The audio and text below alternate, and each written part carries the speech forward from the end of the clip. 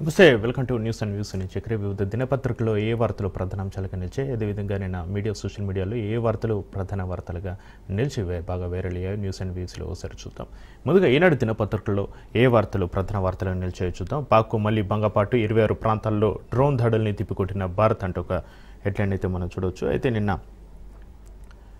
26 ప్రాంతాల్లో డ్రోన్ దాడుల్ని తిప్పికొట్టింది భారత్. విమానాశ్రయాలు, సైనిక కేంద్రాలపై ప్రయోగించినవి నిర్వీర్యం. శ్రీనగర్ ఎయిర్పోర్టు, అవంతిపుర ఎయిర్బేస్ సురక్షితం. 3 రోజు దద్దరిల్లిన సరిహద్దు. పంజాబ్, కాశ్మీర్లలోని నగరాల్లో బ్లాకౌట్. చొరబాట్లకు యత్నించిన 7 ఉగ్రవాదులు హతం. ప్రాదేశిక సైన్యం సేవల వినియోగానికి అనుమతి. త్రివిధ దళాధిపతులతో ప్రధాని మోడీ భేటీ. భద్రతపై అమిత్ షా, రాజ్నాథ్ సమీక్షలు.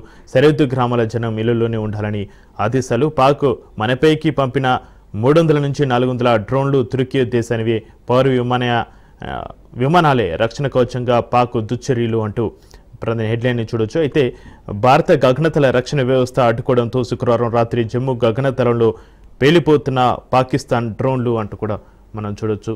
ఇక నిన్న ఢిల్లీలో శుక్రవారం రక్షణ మంత్రి రాజ్నాథ్ సింగ్, త్రిదళాధిపతి general Anil Chauhan, army chief general Upendra Dwivedi, జాతీయ భద్రతా సలహాదారు అజిత్ దోబల్, నౌకా దళాధిపతి అడ్మిరల్ దినేష్ కె త్రిపాఠి, వాయుసేన అధిపతి ఎయిర్ చీఫ్ మార్షల్ ఏపీ సింగ్లతో సమావేశమైన ప్రధాని నరేంద్ర మోడీ. ఇక దాది దేశం పాకిస్తాన్కు మళ్ళీ భంగపాటైతే తప్పలేదు. 2 దేశాల సరిహద్దు ప్రాంతాలు శుక్రవారం పగటిపూట కాస్త ప్రశాంతత నెలకొన్న చీకటి పడ్డ తర్వాత మరోసారి భారత్పై దుస్సాహసానికి ఒడిగట్టింది పాకిస్తాన్. బారాముల్లా నుంచి భుజ్ వరకు 26 ప్రాంతాలకు పైగా వరుసగా డ్రోన్లు పంపించింది. ముఖ్యంగా శ్రీనగర్ విమానాశ్రయాన్ని, అవంతిపుర వైమానిక స్థావరాన్ని లక్ష్యంగా చేసుకుని పంపిన డ్రోన్లను భారత సైన్యం విజయవంతంగా నిర్వీర్యం చేసి సత్తా చాటుకున్న పరిస్థితి. ఇక డ్రోన్లు క్షిపణులతో విరుచుకుపడాలనే ప్రయత్నాన్ని గురువారమే సైన్యం తిప్పికొట్టగా ఏమాత్రం బుద్ధి మారని పాక్ మరోసారి విఫలయత్నం చేసి చేతులు కాల్చుకుంది. జమ్మూ, ఫిరోజ్పూర్, పఠాన్కోట్, జైసల్మేర్, బాడ్మేర్, భుజ్ తదితర ప్రాంతాలపై వీటిని మళ్లీ పంపించేందుకు ప్రయత్నించింది. బారాముల్లా జిల్లాలో పాక్ డ్రోన్లకు సైన్యం పేల్చివేస్తుంటే ఆకాశమంతా వెలుగులు కనిపించాయి. ఇక సరిహద్దు రాష్ట్రాలు కూడా కొన్ని చోట్ల బాంబు పేలులు వినిపించడంతో అప్పటికప్పుడు విద్యుత్ సరఫరా నిలిపివేసి బ్లాక్అవుట్ పాటించారు. ఆ మేరకు ప్రజలకు సూచనలు జారీ అయ్యాయి. ఇక అంతర్జాతీయ సరిహద్దు వెంబడి జమ్మూ, సాంబ జిల్లాల్లో ఫిరంగులతో భారీగా శత్రుముఖులు విరుచుకుపడ్డ పరిస్థితి. వాటితో పాటుగా పఠాన్కోట్, ఉదంపూర్, నగ్రోటా, జైసల్మేర్, అఖ్నూర్ ప్రాంతాలపైకి పాక్ పంపిన 50 డ్రోన్లను భారత ఆర్మీ కూల్చేసింది. శ్రీనగర్ ప్రజలకు ముందు జాగ్రత్తలు చేపట్టడానికి మసీదులోని లౌడ్ స్పీకర్లను వాడాల్సి వచ్చింది. ఇక జమ్మూ డివిజన్ ఉదంపూర్లో పూర్తిగా బ్లాక్అవుట్ పాటించారు. ఆ ప్రాంతంలో భారీగా సైరన్ శబ్దాలు వినిపిస్తున్నాయి. జమ్మూ, అఖ్నూర్, జైసల్మేర్, హర్యానాలోని అంబాలా, పంచ్కులా, పంజాబ్లోని ఫిరోజ్పూర్, అమృత్సర్, ఓషియాపూర్, మోగా, జలంధర్, ఫజిల్కా సహా పలు సరిహద్దు ప్రాంతాల్లో విద్యుత్ సరఫరాను నిలిపివేశారు. ఇంకా అటువైపు భారీ నష్టం. పూంచ్, రౌజరీ, ఊరి సెక్టార్లో దాడిని భారత సైన్యం తిప్పికొట్టినప్పుడు పాక్కు పెద్ద ఎత్తున నష్టం వాటిల్లిన పరిస్థితి. మరో సరిహద్దు రాష్ట్రమైన రాజస్థాన్లోని జైసల్మేర్లో గగనతల దాడులకు పలుమార్లు హెచ్చరికలు జారీ అయ్యాయి. పాక్ నుంచి వస్తున్న డ్రోన్లను గాల్లోనే మన వ్యవస్థలు పేల్చేశాయి. ఇక పోఖ్రాన్లోనూ సైరన్లు మోగించి విద్యుత్తును నిలిపివేశారు. బోధ్పూర్, బాడ్మేర్, శ్రీగంగానగర్ వంటి చోట్ల కూడా పూర్తిగా చీకట్లు అలుముకున్న పరిస్థితి. ఈ రాష్ట్రంలోని 5 సైనిక స్థావరాలపై పాక్ దృష్టి పెట్టడంతో అత్యంత అప్రమత్తత ప్రకటించారు. కాశ్మీర్ లోయలోనూ బ్లాక్అవుట్ పాటించారు. ఇళ్లలోనే ఉండాలని, లైట్లు ఆపేయాలని పోలీసులు సూచించారు. ఇక జమ్మూలో, దక్షిణ కాశ్మీర్లోని పలు ప్రాంతాల్లో పిల్లుల శబ్దాలు వినిపించాయి. జమ్మూ, సాంబా, పఠాన్కోట్ జిల్లాలో డ్రోన్లను గుర్తించి కూల్చివేసినట్లుగా రక్షణ శాఖ వర్గాలు తెలిపిన పరిస్థితి. ఉదంపూర్, ఇక నగ్రోటాలోనూ డ్రోన్లకు ఇదే గతి పట్టించారు. ధీటుగా బదిలిచ్చాం అంటూ మన భారత ఆర్మీ చెబుతున్న పరిస్థితి. చీకట్లో దొంగదెబ్బ కొట్టడానికి పాకిస్తాన్ గురువారం రాత్రి వేర్వేరు రూపాయలు చేస్తున్న అన్ని ప్రయత్నాలకు ధీటుగా జవాబు ఇచ్చినట్లుగా భారత సైన్యం ప్రకటించింది. పశ్చిమ సరిహద్దుల్లో డ్రోన్లు, మందుగుండు సామాగ్రితో విరుచుపడిన పాక్కు తగిన రీతిలో సమాధానం లభించిందని తెలిపింది. ఇక జమ్మూలో పాక్ సరిహద్దు ద్వారా మన దేశంలోకి చొరబడేందుకు ప్రయత్నించిన 7 ఉగ్రవాదులను సైన్యం మట్టుపెట్టింది. పాక్ ప్రయోగించిన ఫిరంగి గుళ్ల వల్ల పూంచ్ జిల్లాలో ఒక పౌరుడు ప్రాణాలు కోల్పాడు. పెద్ద శబ్దాలతో పేలుడు సంభవించగా వెంటనే సైరన్లు ముగించి విద్యుత్ సరఫరా నిలిపివేశారు. విమానాశ్రయాలు కీలకమైన ప్రాంతాల్లో భద్రతను మరింత కఠినంగా పెంచారు. అత్యవసర వ్యవస్థల పనితీరును కేంద్రం ఎప్పటికప్పుడు పర్యవేక్షిస్తోంది. అవసరమైతే ప్రాదేశిక సైన్యం టీఏ సేవల్ని వినియోగించుకునేందుకు కూడా కేంద్ర సర్కారు అనుమతి మంజూరు చేసిన పరిస్థితి. రాష్ట్రంలో ముఖ్యంగా సరిహద్దు ప్రాంతాల్లో ఆస్తులకు ప్రాణాలకు నష్టం వాటిల్లకుండా మరిన్ని చర్యలు తీసుకుంటున్నారు. ఇక ప్రజలు తమ ఇళ్లలోనే ఉండాలని, బాల్కనీలోకి రావద్దని చండీగఢ్లో సైరన్లు మోగించారు. ఢిల్లీలో పలుచోట్ల కూడా సైరన్లతో హెచ్చరించే వ్యవస్థలు ఏర్పాటు చేస్తున్నారు. ఉత్తర పశ్చిమ ప్రాంతాల్లో కనీసం 24 విమానాశ్రయాలు ఈ నెల 15 వరకు పౌర విమాన సర్వీసుల రాకపోకలను నిలిపివేశారు. చండీగఢ్, శ్రీనగర్, అమృత్సర్, లుధియానా, బుంటర్, కిషన్గఢ్, పటియాలా, సిమ్లా, ధర్మశాల, భరిండా, జైసల్మేర్, భోజ్పూర్, లేహ్, బికానేర్, పఠాన్కోట్, జమ్మూ, ఇంకొకటి జమ్నగర్, రాజ్కోట్, భుజ్ తదితర విమానాశ్రయాలను కూడా మూసివేసినట్లుగా పౌర విమానయాన శాఖ ప్రకటించింది. ఇక మార్కెట్లు, రైల్వే స్టేషన్లు, పార్కులు, మెట్రో స్టేషన్లో నిఘా పెంచారు. బాంబు నిర్వీర్యక దళాలతో తనిఖీలు కొనసాగుతున్న పరిస్థితులు. ఇక జాతీయ భద్రతా సలహాదారు అజిత్ డోబల్, సరిహద్దు భద్రతా దళం, కేంద్ర పారిశ్రామిక భద్రతా దళం డైరెక్టర్ జనరల్ హోంశాఖ సీనియర్ అధికారులతో అమిత్ షా భేటీ అయ్యారు. సరిహద్దుల విమానాశ్రయాల్లో భద్రతా ఏర్పాట్లపై సమీక్షించారు. జమ్మూ కాశ్మీర్లోని సాంబా జిల్లాలో సరిహద్దు దాటి చొరబడేందుకు యత్నించిన పాక్ ఉగ్రవాదుల్ని గురువారం రాత్రి 11 గంటల సమయంలో గుర్తించి వారిలో కనీసం 7గురిని మట్టుబెట్టినట్లుగా బీఎస్ఎఫ్ తెలిపింది. ఈ సంఖ్య ఇంకా ఎక్కువగానే ఉండవచ్చని పేర్కొంది. వారి చొరబాటుకు వీలుగా పాక్ రేంజర్లు ధన్బార్లోని గస్తీ శిబిరం నుంచి కాల్పులు జరుపుతుండడంతో దానిని అక్కడ ఒక బంకర్ను మన దళాలు ధ్వంసం చేశాయి. సరిహద్దుల్లో శత్రు దేశానికి చెందిన పలు సైనిక శిబిరాలను మన దళాలు ధ్వంసం చేశాయి. దానికి సంబంధించిన వీడియోను భారత సైన్యం విడుదల చేసింది. ట్యాంక్ విధ్వంసక క్షిపణులతో వీటిని ధ్వంసం చేసినట్లుగా తెలుస్తుంది. ఇక చండీగఢ్లో సైరన్లు అయితే ఏర్పాటు చేశారు. ఇంతకుముందు మనం చెప్పుకున్నట్టుగా చండీగఢ్లో ఉదయం మళ్ళీ ఎయిర్ సైరన్ శబ్దాలు వినిపించాయి. పాక్ నుంచి దాడులు జరిగే అవకాశం ఉందంటూ ఎయిర్ ఫోర్స్ స్టేషన్ హెచ్చరించింది. ప్రజలంతా ఇళ్లలోనే ఉండాలని, బాల్కనీలో కూడా రావద్దని తెలిపింది. పంచకుల, మొహులి, పటియాలా, అంబాలాలోనూ అదే విధమైన హెచ్చరికలు చేశారు. జమ్మూలోనూ సైరన్లు మోగాయి. తెల్లవారుజామున 4:15 ప్రాంతంలో పేలుడు శబ్దాలు వినిపించడంతో నగరాన్ని బ్లాక్అవుట్ చేశారు. జమ్మూ కాశ్మీర్, రాజస్థాన్, పంజాబ్, హర్యానా సరిహద్దు ప్రాంతాల్లో పాక్ దాడులన్నింటిని కూడా భారత సైన్యం సమర్థవంతంగా తిప్పికొట్టింది. అంతర్జాతీయ ద్రవ్యనిధి సంస్థ IMF నుంచి పాక్కు రుణ మంజూరును భారత్ గట్టిగా వ్యతిరేకించింది. ఆ నిధులను పాకిస్తాన్ తీవ్రవాదుల కోసం వాడొచ్చని అభ్యంతరం పెట్టింది. ఆ తర్వాత IMF $100 కోట్ల రుణం ఇవ్వడానికి అంగీకరించిందని పాక్ ప్రధాని కార్యాలయం ప్రకటించింది.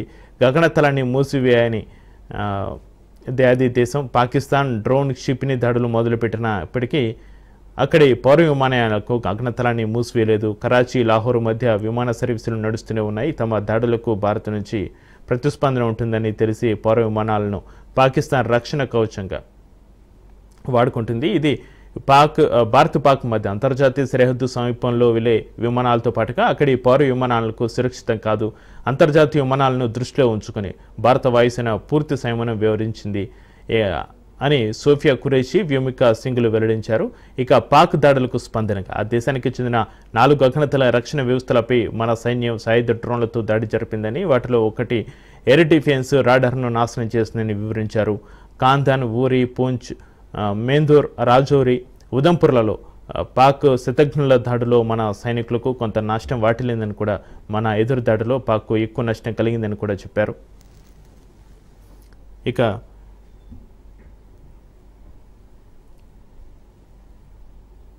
దయాది T20 నమూనా తెలంగాణకు చైనా ప్లస్గా తీర్చిదిద్దుకున్నాం. విధానాల రూపకల్పన అమలులో వేగంగా పనిచేస్తున్నాం. రాష్ట్రాన్ని ట్రిలియన్ ఆర్థిక వ్యవస్థగా మార్చడమే లక్ష్యం. ఈ మేరకు దక్షిణాదికి ఊతమిచ్చేలా లోక్సభలో స్థానాలు ఉండాలి. ది హిందూ సదస్సులో ముఖ్యమంత్రి రేవంత్ రెడ్డి అంటూ ఒక వార్తను కూడా మనం చూడవచ్చు. ఇక అమెరికా, చైనాల మధ్య పనుల యుద్ధాన్ని మనం చూస్తున్నాం. ఈ సమయంలో తెలంగాణకు పెట్టుబడులు ఆకర్షించడం ద్వారా అన్ని రకాల ఉత్పత్తులను అక్కడే తయారయ్యే ప్రణాళిక రూపొందించాం. చైనా ప్లస్గా తెలంగాణను తీర్చిదిద్దాలని మా లక్ష్యం. IT, ఎలక్ట్రానిక్స్, ఇతర పరిశ్రమల స్థానాలకు మౌలిక వసతుల కల్పనకు అధిక ప్రాధాన్యం ఇస్తున్నాం.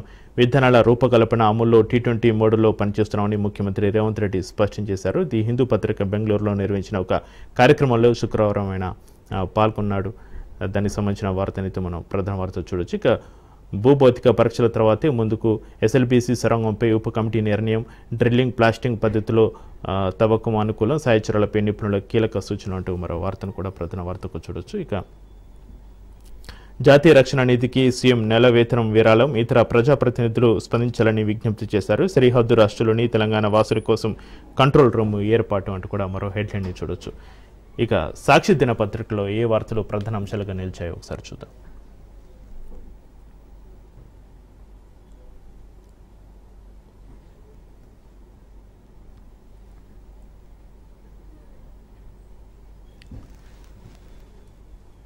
దయాది మళ్లీ బరితెగింపు, రెండో రోజు కూడా రెచ్చిపోయిన పాక్ సరిహద్దు ప్రాంతాలపైకి క్షిపణులు, డ్రోన్లు అంటూ హెడ్లైన్ మనం చూడొచ్చు. అయితే 20 నగరాలు సహా 26 ప్రాంతాలపైన గురి, శ్రీనగర్ విమానాశ్రయంపై దాడికి యత్నం, దాడులను ధీటుగా తిప్పికొట్టిన సైన్యం, క్షిపణులు, డ్రోన్లు ఎక్కడికక్కడ కూల్చివేత, కాల్పులతో దద్దరిల్లుతున్న సరిహద్దులు, అక్కడి రాష్ట్రాల అప్రమత్తత, బ్లాక్అవుట్లు, ప్రధాని మోడీ అత్యున్నత స్థాయి సమీక్షలు అంటూ హెడ్లైన్ మనం చూడొచ్చు. అయితే దయాది బుద్ధి మారలేదు, తొలి రోజు భారత్పై విరుచుకుపడేందుకు విఫలయత్నం చేసి చావు దెబ్బతిన్న పాకిస్తాన్ రెండో రోజు సరిహద్దు ప్రాంతాలపై దాడులకు ప్రయత్నించింది. శుక్రవారం చీకట్లు పడుతూనే జమ్మూ కాశ్మీర్ మొదలు రాజస్థాన్ దాకా 26కు పైగా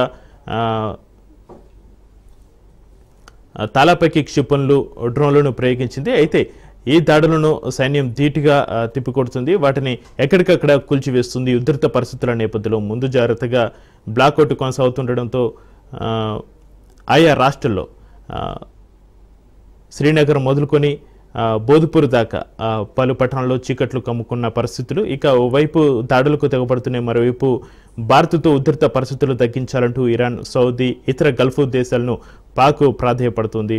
తాజా పరిస్థితుల నేపథ్యంలో ప్రధాని Modi, chief of defence staff త్రివిధ దళాధిపతులతో శుక్రవారం రాత్రి సమీక్షలైతే జరిపిన పరిస్థితి. ఇక పాకిస్తాన్కు $1 బిలియన్ భారత అభ్యంతరం తెలిపినా కూడా ఎగ్జిక్యూటివ్ బోర్డు భేటీలో ఐఎంఎఫ్ ఆమదు ముద్ర పాక్ ప్రధాని కార్యాలయం ఒక ప్రకటనలో వెల్లడించింది. ఇక పాక్ పని పట్టాం, కీలక వ్యవస్థలను దెబ్బతీసాం, స్థానిక స్థావరాలు, రాడర్ డిఫెన్స్ వ్యవస్థ ధ్వంసం చేశామంటూ కేంద్రం చెబుతుంది. పశ్చిమ సరిహద్దు పొడవున పాక్ దాడులు పౌర సైనిక వ్యవస్థను లక్ష్యంగా చేసుకుంది. 36 ప్రాంతాలపై 400కు పైచిలకు టర్కీ డ్రోన్లు, వాటన్నిటిని కూడా సైన్యం ధీటుగా తిప్పికొట్టింది.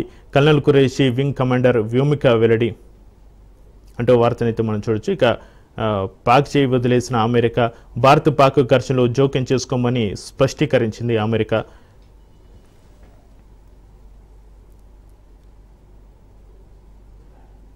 అయితే రాజకీయ కారణాలతో కేసులు సరికాదు, రాజకీయ కారణాలతో మీడియా ప్రతినిధులపై కేసులు సరికాదని ఆర్థిక రాజకీయ రంగ నిపుణుడు, మాజీ ఎమ్మెల్సీ ప్రొఫెసర్ నాగేశ్వరరావు అన్నారు. భావ ప్రకటన స్వేచ్ఛ రాజ్యాంగం కల్పించిన హక్కు అని, దాన్ని అందరూ గౌరవించాలని కూడా వారి వ్యాఖ్యలను కూడా ప్రధాన వార్తకు తీసుకోవడం జరిగింది.